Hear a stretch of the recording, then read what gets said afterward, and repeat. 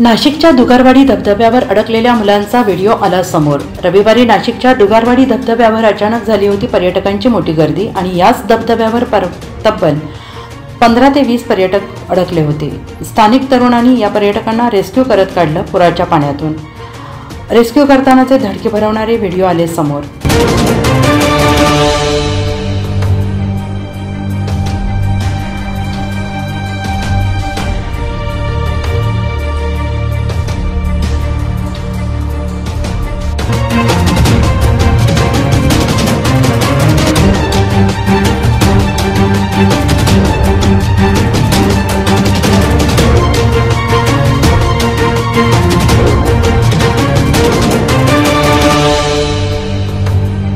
पर्यटकांचे आकर्षण असणारा दुगारवाडी धबधब्यावर अडकलेल्या मुलांना रेस्क्यू करतानाचा थरारक व्हिडिओ समोर आलाय।